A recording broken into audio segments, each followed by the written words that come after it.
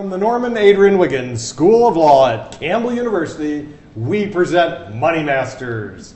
Hello, I'm your host, Nick Paleveda, and today on the panel we have, from the world of academia, Dr. Boris Abbey, the Lundy Chair of the Philosophy of Business at Campbell University. From the world of business, we have Kim Calhoun, serial entrepreneur and CEO.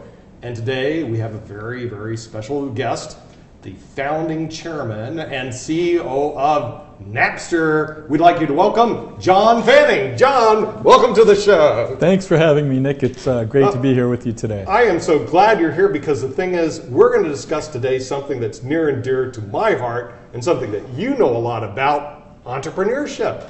Tell us about entrepreneurship. It's big in the United States right now. Well, yeah, it is, and it's getting bigger. Not a lot of people realize this, but there are over 500,000 new companies started each month in America. And with colleges and universities and the younger generation, turns out more than half of kids in college today, they want to do their own startup. Mm-hmm. And so startups are big now then, right? Big and getting bigger. This a new economy and a new way to work, and things are changing. The old days of going off to get a job at IBM, it's not what the next generation of Americans are really excited and passionate about doing. Mm-hmm. They're interested in entrepreneurship. Mm-hmm. So you actually are an entrepreneur, I would imagine, right? You founded Napster? Well, we did, yeah. I started with Internet Chess in the 90s. We was the founding chairman and CEO of Napster. Also, I did a joint venture with Blockbuster called Net Movies to deliver movies digitally directly to consumers. And we've also our family have been investing in mentoring young entrepreneurs for the last 20 years in supporting. Yeah, and also I understand you have something to do with disruption in the market. You had something to do with this thing called Uber. Tell me what an Uber is and what does an Uber do? A lot of our people go, what's an Uber? Is that something that watches my grandchildren or something? What does Uber do? Well, Uber is it's a ride-sharing app, and it makes it real easy for you to get a cab. So anyone who's been in New York City trying to get a cab at the end of the day knows that it's not always possible. So my nephew Sean and Garrett Camp, the founder of Uber, they were chatting one day, and Garrett actually said, this is a terrible system for getting a cab. We should be able to push a button on a phone and we should be able to have a car show up to pick us up and give us a ride. Mm-hmm. And that was sort of the original inspiration for Uber. Right, and so today you can actually press a button and get a ride, right? Yeah. Okay, just like I'm going to press my button and get a professor from academia, we're going to get Professor Boris Abbey as we pressed our button. So it looks like a lot of people press buttons around here and press mine. What is the world of academia? What are we doing in the world of entrepreneurship? How's that going? Oh, we are embracing it wholeheartedly. The future of America, and I believe that future economic growth really depends upon young entrepreneurs in America. When you look at economic growth over the past 20, 30, 40 years, entrepreneurs have been the ones who have started businesses with just an idea. It might have been in a coffee shop or in a dorm room. Facebook, Microsoft, Napster, all of these large corporations that have hired hundreds of thousands, if not millions of people, started out with an idea. And a lot of those ideas started out with young individuals. And that's why I love academia, because I'm constantly surrounded by young individuals with brilliant ideas. And it doesn't have to be an app, it doesn't have to be in technology. I've had students that want to start bowling alleys, daycare centers, and I've had students that actually have lawn maintenance businesses that now hire hundreds of individuals. So if you're out there listening, you don't have to invent the next best technological app. You could open up a daycare center, or it could be anything. And what you're doing is you're self-empowering yourself. When you graduate, you can start your business, and it's a lot of hard work, but it allows you to be independent and to go out and to seek your own destiny. So Kim, from the world of business, and I know you actually work for what I call a real company, and then all of a sudden you got this, entrepreneurial bug put in you, or desire, whatever it is. Now all of a sudden you became a serial entrepreneur. Now why is it that you don't say, hey, forget this entrepreneurship, I'm going to go back to work for Jones Corporation as an employee? What's the deal here? What drives you on that? Oh, I think because I worked for Jones for so long, or any of those companies, that I realized they didn't care about me. Mm-hmm.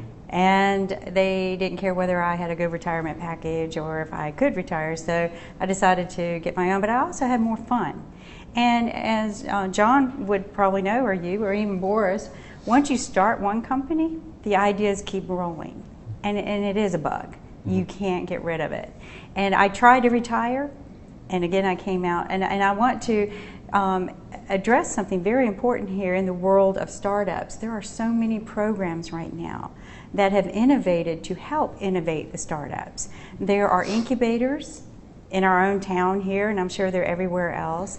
And there are all kinds of educational programs that are free that even people who are older can go to and sit in and become a part of and learn how to do pitch sessions, learn how to present their ideas and products, and learn how to raise capital to do so. So there's so many new programs to get involved in. It does not have to be technology like I'm in. And you don't have to be in technology to be successful like Uber to enjoy what you're doing. I've had small businesses myself and enjoyed every minute of the day because it was mine. Mm-hmm. Well, John, let me ask you this. Since you got involved in Napster, you've invested in Uber, you're into crowd funding and sourcing and all the latest and greatest, why don't you just say, forget this, I'm just going to work as a cashier at Walmart. And that's safe because you get your steady paycheck and get your benefits. And why don't you just say, forget this entrepreneurship, let me just go to work at some major company and everything's cool. Well, I think it's interesting and it's important. If you look at just the example with my nephew Sean and Uber and the conversation he had with Garrett, it's important that capital and investment flow to these young entrepreneurs because these are the companies that make America great and make all of our lives better. And I can tell you, these new ride-sharing apps, and by the way, millions of Americans would agree, they've made all of our lives better. But the key to being successful as a young entrepreneur, whether you're a kid in a dorm room, is getting access to that capital. And now, with the government changes and regulations from the Jobs Act and Title III of the Jobs Act and crowdfunding, we have the opportunity to have, you can now go get NetCapital, which is, capital flowing through the internet and showing up right in your checking account, whether you're trying to raise $25,000 or $100,000 in that initial seed capital. Now, because of the government taking this new shift and changing their position, a whole new generation of entrepreneurs are going to find an easy way to leverage NetCapital to get their startup and their idea going. And so the important thing to understand, even for the viewers at home, is we're all supporting these young entrepreneurs and we're all approached on a daily basis, whether it's friends, family, to be angel investors. I've seen lots of deals myself.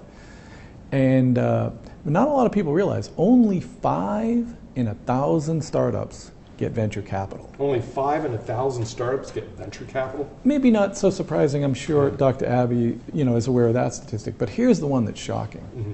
Only 90 in 1,000 get a single angel investor in their deal. Wow. 90 out of 1,000. Yeah.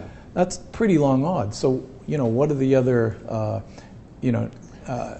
what do the rest do? What do they do? What do the rest of the 910,000, and that's why if you can go out and you can leverage your friends and your family and even your customers to access this new NetCapital and this new source of funds. So if you're talking about like even local pizza shops or local food trucks, for instance, let's say you want to open up a pizza shop. You're one of 3 guys in town that have pizza shops, and now you decide you're going to go the NetCapital route because it's hard to get an angel investor. Well, it turns out your customers will be able to now vote with their investment dollars. And they might say, you know what, I love this pizza shop, the other 2 not so much, but I'm going to put $25 into that pizza shop. Now something very powerful has happened. What's happened is your customers get to pick the winner with their investment dollars.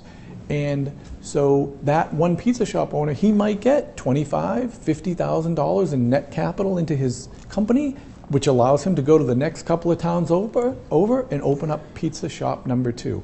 It's a very important, and it's a new dynamic. And let me tell you something. Also, if you go back, this is what the IPO has historically done for America. If you go back into if you look at the 1980s, They took Home Depot public. They had 5 stores and a $10 million market cap. $10 million. Home Depot now, it's worth in the hundreds of billions of dollars. Real Americans had a real chance to create wealth by investing in Home Depot. And that opportunity, it's evaporating. It's evaporating. The companies now, you look at companies like Facebook, they basically had to be forced to go public by the Securities and Exchange Commission. Uber, sure, we were the first investors in Uber, but there's our family were the first investors in Uber, but there's no IPO on the horizon. Why would they? They can get $34 billion in capital from the Saudis. Why would they go public? So if you look at the wealth gap in America, really, it's being caused by that. The middle class historically has made their wealth by investing in America, in American companies, and those opportunities now, they're going away. Yeah, I think you said something very important, because there is a wealth gap in America, and part of the problem is you can't access the markets, the capital markets, unless you have a lot of money. Then you can access it, you get a lot of money. But if you don't, there's no such thing as a micro IPO. So this is a new revolutionary change. Sure, and you have to give our government credit. This was a bipartisan effort. The Obama administration signed it into law, but it had, on both sides of the aisle, they recognized that. And so now, if you're interested in, as an investor, investing in a company and providing that company with NetCapital, then you can invest as little as the cost of one share of stock, which might be $20, $25. But still, you have to realize these are the highest risk and highest potential reward investments out there. So you do have to be careful with the money that you're investing. But great point, Nick. Yeah. You no longer need to invest $25,000 to get into a deal. Now you can invest smaller amounts of money. And I think this is... But people like to take chances. If not, Las Vegas wouldn't be the fastest growing city in the United States. And people like to take chances to do well. Lotteries wouldn't do well. So this gives people an opportunity to take a chance on something they think that could strike big, wouldn't you say? Not just that, really. Your son comes to you and he says, I want to do a startup. Your nephew, your cousin, your friend from college or high school. You want to be able to support that person. Right. And a lot of times it's not really about making money. Well, the thing is, before they enacted these changes, there were $60 billion a year that had been invested in the friends and family round of early stage companies. Remarkably, most of that was done illegally because there was no securities SEC exemption for an unaccredited investor to give money to his son or nephew. So they were taking huge risks there. Right. But really, I think, there are some fundamental keys that, you want to look out for, when you're making these types of investments. I know that we've, in the past, our family has had a pretty good track record and level of success, but we do have some key fundamental things that we look for before we commit capital into deals. And I think it would be good for people to take that same approach. From the world of academia, Dr. Boris-Abbey, it seems to me we're discussing crowdfunding, otherwise known as, I could call it, micro IPOs. What are your thoughts on what do the university and the academic institutions think about crowdfunding? I think it's a brilliant concept. It's an excellent way to provide funding to small investors. And just to bring in the risk side, you do have to worry about individuals out there who are going to rip you off. Since the 1920s, there's been Ponzi schemes and all sorts of other issues out there with the markets. Also, there's a golden rule in finance. If something sounds too good to be true, it generally is. Typically with any investment, for example, the private equity firms and the angel investors, the reason why the percentage is so small is because they're looking for a return on investment over 100%, sometimes over 1,000%. But these individuals have hundreds of millions, if not billions of dollars to invest, so they can assume that type of risk. If you are an individual out there, say with $10,000, $15,000, $20,000, be very, very careful with who you invested in, because you could lose all of your money. So always be aware of who you're dealing with. Yeah, but people lose money all the time. I mean, in the stock market, there's when you invest in the market, like I bought a stock which I'll have nameless, but it's actually gone down in value. So what's the story there? Well, I think the big issue here too is when you're dealing with crowdfunding, you're dealing with a small firm. They might not have audited financial statements, but when you're dealing with a public company, they're vetted by the SEC. There are very stringent accounting and regulatory standards that they have to follow. Also Sarbanes-Oxley, which is actually a good piece of legislation because it increases the penalties for CEOs and top executives who lie. But also, crowdfunding is an awesome solution to the problem that Sarbanes-Oxley created in the first place. The reason why we have fewer IPOs in the United States now is because it's so costly for them to do that. If you're a small company or a mid-sized company earning between $5 and $10 million, and you want to go public, for example, Home Depot 20, 30 years ago, it would cost you $2 to $3 million just simply in attorney and accounting fees. And that's what, 10, 20, 30% of your top line. You just simply can't afford to go public anymore.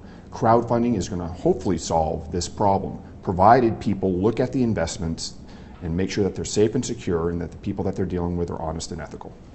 John, what are your thoughts on this? Well, you make a bunch of really great points. And the first point you made is the point about scam artists. And it's actually remarkable the way this NetCapital system was engineered because, there's always going to be that guy out there who is, trying to accomplish something that he probably shouldn't. And it's hard to protect against that. But the way the systems are set up, these NetCapital systems, the regulators have actually put in place some rules.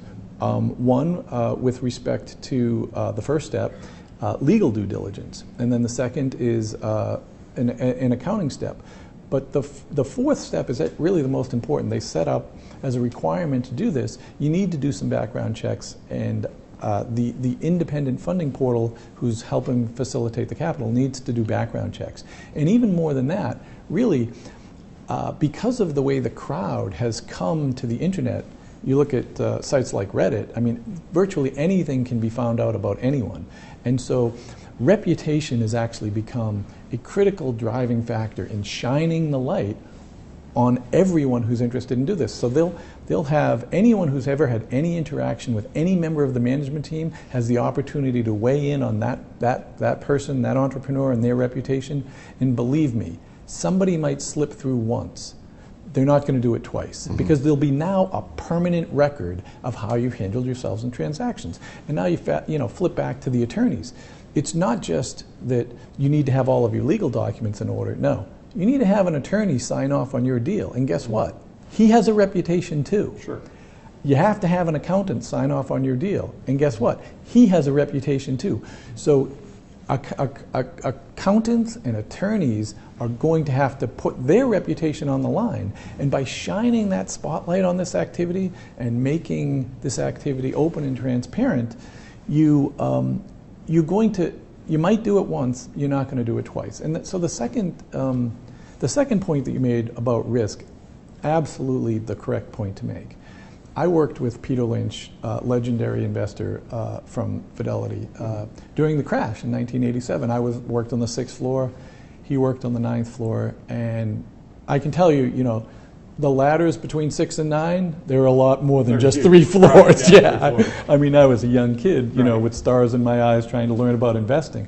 One of the things Peter Lynch told me personally is he said, John, listen, anybody can be a great investor.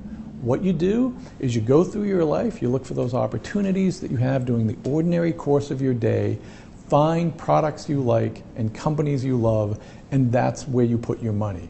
And amazingly, my nephew Sean and I, we get together, we got together at a little cafe in San Francisco. We do it, on a regular basis to, reconnect and talk about what we're doing as a family. And we invited our friend Tom Hastings, who's a very famous, tremendously successful real estate developer. And Tom and Sean and I, Sean says to me, so just John, he's really, he's excited. He said, did you look at Uber? Have you tried it out? What did you think? Is this something we should do? Is this something we should get involved in? And I said, well, yeah, actually, as a matter of fact, I've been using it for the last week here in San Francisco, and I got to tell you, this is really cool. I love it. And he said, okay, so, what should we do? And I said, honestly, Sean, I'm not really sure if this is going to be tremendously financially successful for us. I just know I want this company to exist, and I want this company to succeed. We should give them whatever we can. Mm-hmm. And then, we were like, okay, we're good, we're in. And then we both turned to Tom. I said, Tom, what do you think? He said, you guys are insane. Are you kidding me? The regulators are going to kill these guys. The cab drivers are going to kill these guys. The unions are going to kill these guys. The local city, everybody in the world is going to come after these guys. You're nuts. I want nothing to do. No, I'm out. Right. And so if Tom had put that $50,000 into Uber at the time that we did, do you know how much that would be worth today? 50,000? 250,000? That'd be pretty No, good. I'm sorry, 200. 250,000. If you Yeah, get 50 no, to I'm sorry, 250, I think it's a 250 great- million. It would have been worth 250 million. So, you know, of course, you know, there is risk. There is huge risk in investing in these types of businesses.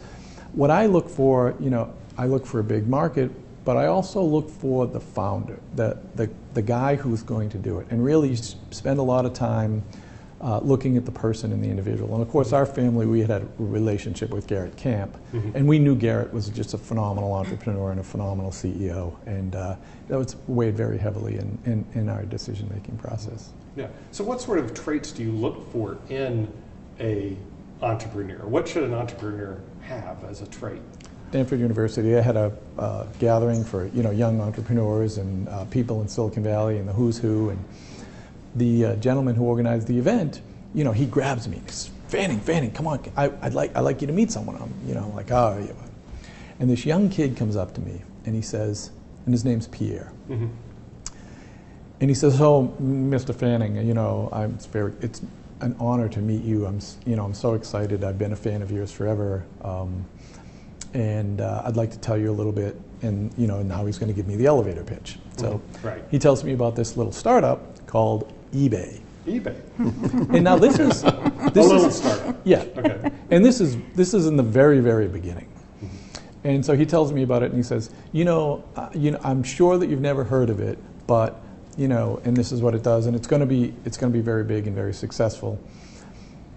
And I looked at him and I said, Pierre, I've heard of eBay. Not only have I heard of eBay, I've used eBay, and I can tell you right now, it doesn't work.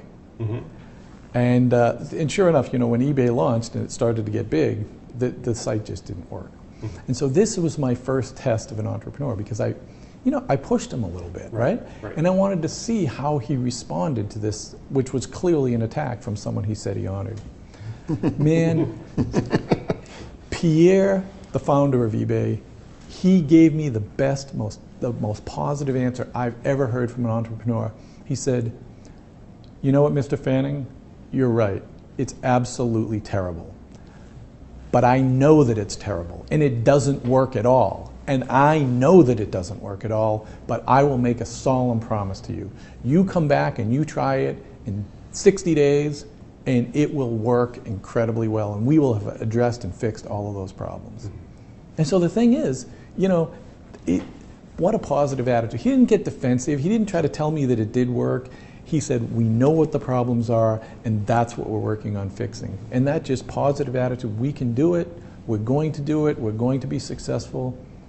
Very, very impressive. And so sure enough, boy, was he right. Yeah, and it certainly makes a difference. Kim, what do you see in terms of business, in terms of attitude and your employees and your corporation, your overall business outlook? My outlook? Yeah, your outlook. It's great. Right. My outlook is great. I think there's a lot to look forward to in business. I think there's a lot of new investment opportunities out there because the laws are changing in our favor, and there's a lot of interest growing with these crowdsourced funding opportunities. It's opened up the door for new businesses everywhere, and I think though that businesses need to be careful too.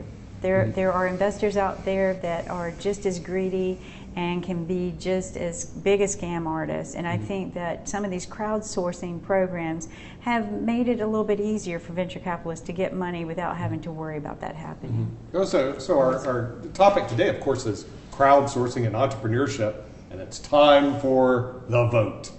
So, who is in favor of crowdsourcing? Mr. Fanning, what's your take? You A on crowdsourcing or B on crowdsourcing? No, that's a big plus. I'm very, very bullish on crowdsourcing. Bullish on crowdsourcing. From the world of academia, Dr. Borzabi, crowdsourcing, yes or no? Thumbs up, hands up. thumbs up, hands up. And Kim, Double vote. crowdsourcing, yes or no? It's a double A. Okay, I just have one question. You did say lawyers get to sign off on things, right? Their reputation goes on the line. Okay, so we get paid, right?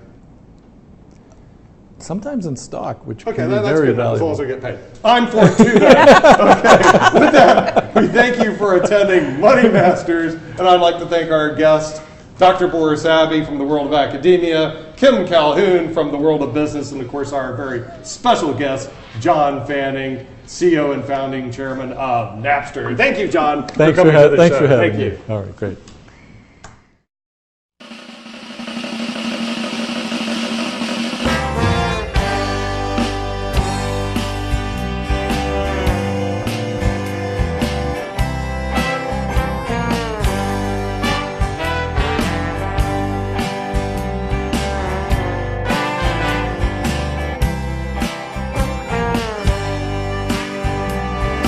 Pleased to meet you. Take my